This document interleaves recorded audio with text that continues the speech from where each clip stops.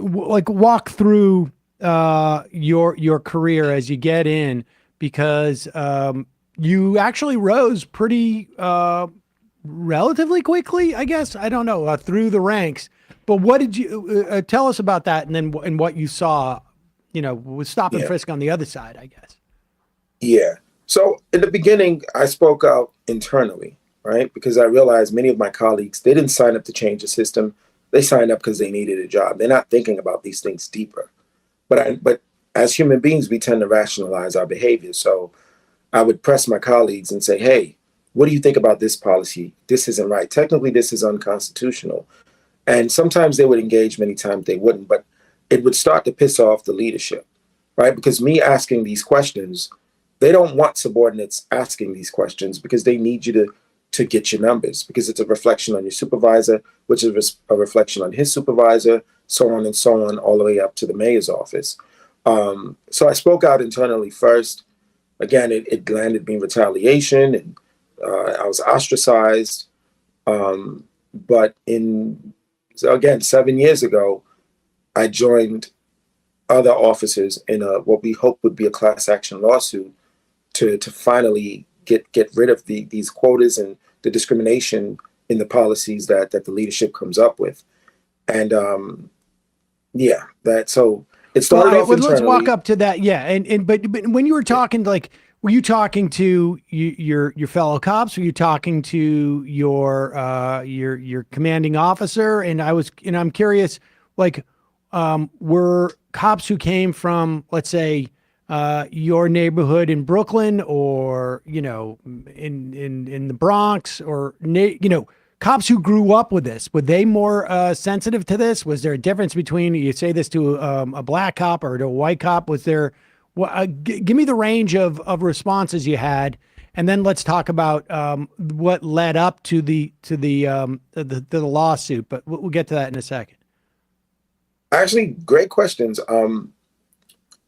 At first, I spoke to peers because, again, paramilitary organization is something called the chain of command. I literally can't just go and speak to the commander. The commander can always speak to me, but if I have to get a message to the commander, I'm supposed to get it to my sergeant, who gets it to the lieutenant, etc. But I can speak to my sergeant. So, but the way I would still find ways to speak with the commander is because I refused to comply, the commander would call me into the office, and that's how I would share these perspectives and challenges and critiques with the commander. But it started off just speaking to peers in the same rank, and my sergeant would either be within earshot, or if my sergeant was to question me about why I'm not consistently meeting the quotas, that's when I essentially found my footing to make my point. Okay, and then and so you're not getting you're performing well, but you're not getting any of the promotions that someone with your record would have gotten. And at that Well, point, go ahead. no, I'm saying, well, according to them, I'm not performing well because I'm not consistently meeting the quota. Okay. And in the NYPD, promotions come with civil service exams. So when the time came and I aced the exam, I was supposed to be promoted, but they actually stopped the promotion. They blocked it. But I'll wait for you to get there. Well, is that the point where you decided, like, I got to record some of this because it's not going to, nobody's going to believe me? Or, I mean, and what was your thinking at that moment where you decided to start recording? So I actually studied the stop, question, and frisk trial in 2013. Every day, every day while that trial was going on, I read the notes, I read the judge's opinion, etc. And I saw the test of both depositions and testimony from the leadership, and I realized that they have absolutely no problem lying to the public under oath. That's when I said, if I don't capture this, I won't. Not knowing exactly what was going to happen, but I remember thinking I need to capture this because if they come for me, if they come for my career, I need to be able to prove what's being said, what's happening, and that's where the decision to record was made. Also, another officer named Adrian Schoolcraft, he had recorded, and they threw him in a psych ward. If he didn't have those recordings, Sam and Emma, his entire story would have been interpreted differently because, they try to paint him as someone that was crazy. But because he had the recordings, he was able to defend himself and show, no, this is retaliation because of what I'm exposing. So you're recording not because you're necessarily anticipating a broader attempt at reform of the NYPD, but you're almost halfway to your pension at that point. And I guess what you're like 7 years in at that point, you're thinking, or at least a third of the way, you're thinking, I don't want this. I don't want to lose my career here. And this is sort of just like an insurance policy.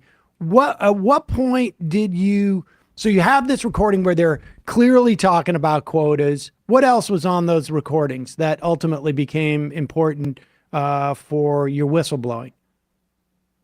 Well, the fact that I was definitely being retaliated against because of not meeting the quotas, and probably the most important thing, the foundation of the lawsuit, the fact that the quotas are expected to be met on minorities. You're not supposed to give these summonses and arrests and stop and frisk. That you're not supposed to do it when it's white folks that are involved. This is something that is exclusive, almost entirely exclusive for minorities. This is how we treat Black and brown folks, particularly in certain neighborhoods, but certain even white residential areas with transient populations. If there's a commercial strip where minorities will probably be working, etc., that's the population that you're expected to meet the quota on. That was crucial to be captured in the recordings. The fact that this is not, when we say this is discrimination, it's not hyperbole, it's not exaggeration, it's the truth. Can you give us an example or two of how that expectation was made clear? Well, a commander in 2015, if you issued a summons to someone who was white, you had to come into his office and explain why you were going for what he called soft targets, right? He wanted you to meet your quota on hard targets, which were people that look like me. Blatant, like just blatant. There was an officer named Michael Birch who is Hispanic, white passing, and that same commander was a lot more comfortable in telling him, you need to target male Blacks and male Hispanics. That same commander, even with me, shockingly, was comfortable enough to say that for the same things that we arrest Black and brown folks, we shouldn't arrest Asian and white folks. And I couldn't believe he said it with me in the room, but he said it in his own words, it wouldn't fly to arrest an Asian woman for something that we arrest a young Black male for. And it's almost unbelievable. Yeah, it is. Yeah. I mean, it's incredibly, like, I don't know, on the nose, I guess. But what is there? Is there like a rationalization for that? Or is it like, I mean, what did they, because it reminds you say that, that look like you, that was what one of your instructors at the police academy said to you, that, the NYPD, and this is, I guess, in early 90s, is starting to look like the perpetrators, which was basically his way of saying, like, we're now letting Black people on the force, essentially, right? Mm-hmm. Yeah, well, that, the irony in that is he meant well, right? It was about implicit bias. He was trying to let us know to not become victims of implicit bias. And specifically what he said was, when we're out there, if we see a Black or, in his words, a Spanish guy with a gun, don't just pull out your gun and start shooting. Find cover, yell out some commands, because the department is becoming more and more diverse. We're starting to look more and more like perps.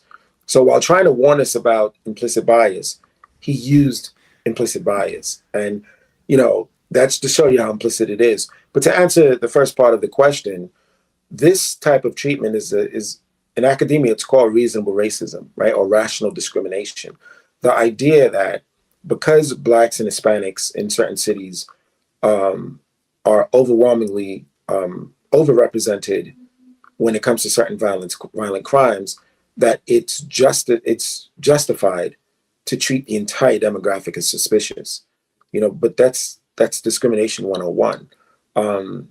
Because the people, be it Black or brown, that are involved in this violence. It's still just a smidgen of the entire population of Black and brown people.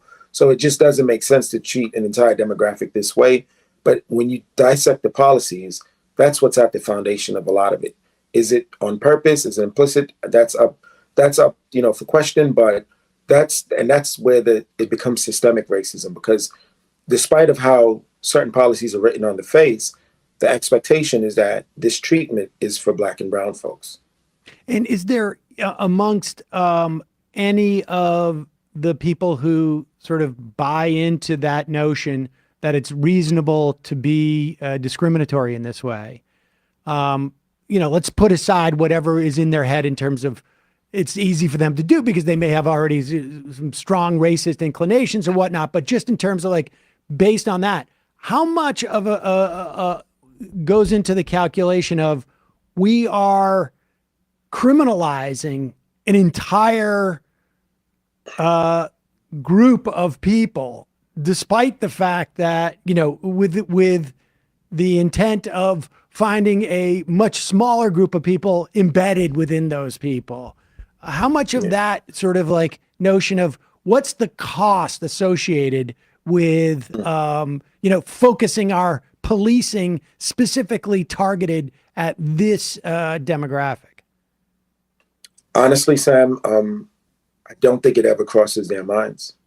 I think they're so hyper-focused on the end goal that they don't care about the way we get there, which is why they're willing to come up with unconstitutional policy. And this is part of the dehumanizing of certain groups, because I've watched officers, the most callous officers, when we're in other neighborhoods, be it for a parade or something else, and they're dealing with different demographics, a complete other side of them comes out.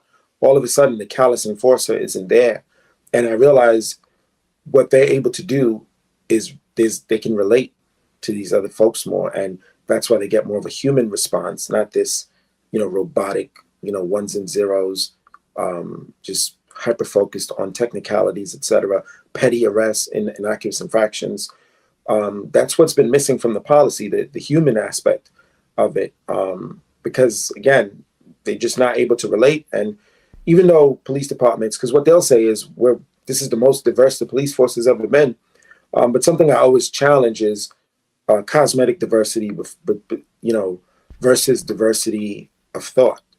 Because honestly, I don't care if an entire police force is white. If I'm being treated, like a human being, and I'm not being violated and harassed and racially profiled, I'll be fine with that. Now, granted, there should be job opportunities for others if they so wish to join law enforcement. But the idea that just because we have Black and brown folks, women, folks who are part of the LGBTQ community in uniform, that the department is all of a sudden no longer engaging in discrimination, it's foolish, because they don't sit down with those respective groups and say, traditionally, this is how we've been detrimental to these groups. What can we do better? They don't do that part. It's just be happy that you are of that community and we gave you a job.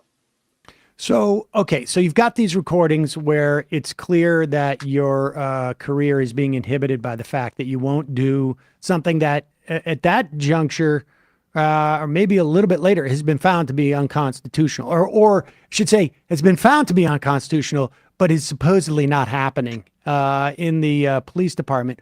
At what point do you decide to join this class action suit?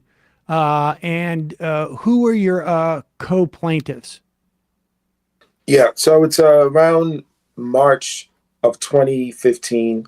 I attended a press conference where some of the other officers were exposing evidence to make it clear that there were quotas in a particular precinct. And the lawyers were there. I spoke to the lawyers. I said, hey, I have some ammunition that can help this fight, referring to the recordings. But after we met, he then asked me to be the lead plaintiff, which at first I was hesitant to do, because that's not what that wasn't the reason that I wanted to meet with him. But, I spoke to some mentors and supporters. And after that, I signed on, became the lead plaintiff. And yeah, there were a few other plaintiffs that were signed up to join the lawsuit. It became 12 of us all together. That in the media we've been referred to as the NYPD 12. And so what was the specific thing that you were suing about as a class? Like what was the all people who had been inhibited from rising in their careers within the police department? Is that what the nature of it was? Well, yeah. So it was 12 of us, all of us black and brown. We all faced retaliation that, um, so the quota was expected of all police officers, but when it came time for retaliation, black and brown cops got it the worst, and that was the discriminatory part. Also, our First Amendment. Once we become whistleblowers, um, once we use our voice and exercise our First Amendment, we shouldn't face retaliation from the government, which we're government employees, so we're facing retaliation.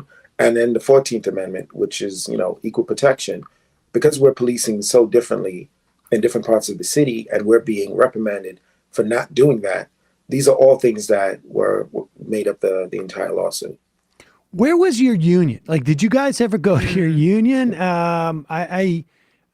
My perspective on the police union is a little bit jaundiced in this way. What was the union response?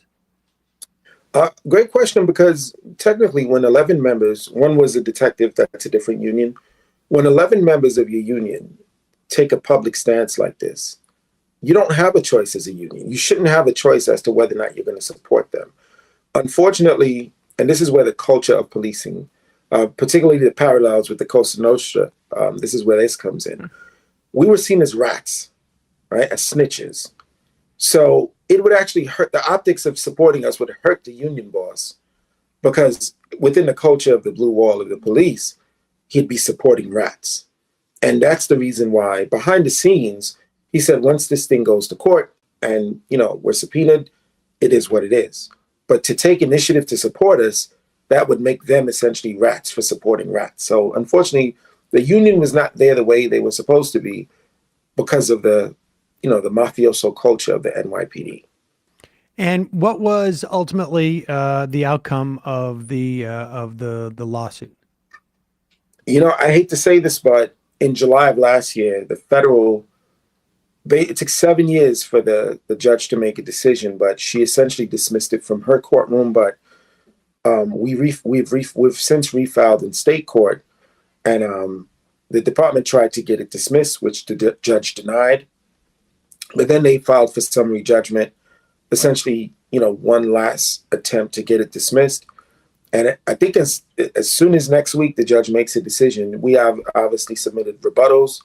The judge is going to go through everything, check the case law, everything we reference, and we find out whether or not we move forward with trial in probably about a week. So it's been over 8 years. There are people who have started this fight, fellow activists who are no longer here with us, like some of them passed from COVID, etc. It's been a long journey, and unfortunately, we're still here. So the case goes on 8 years later.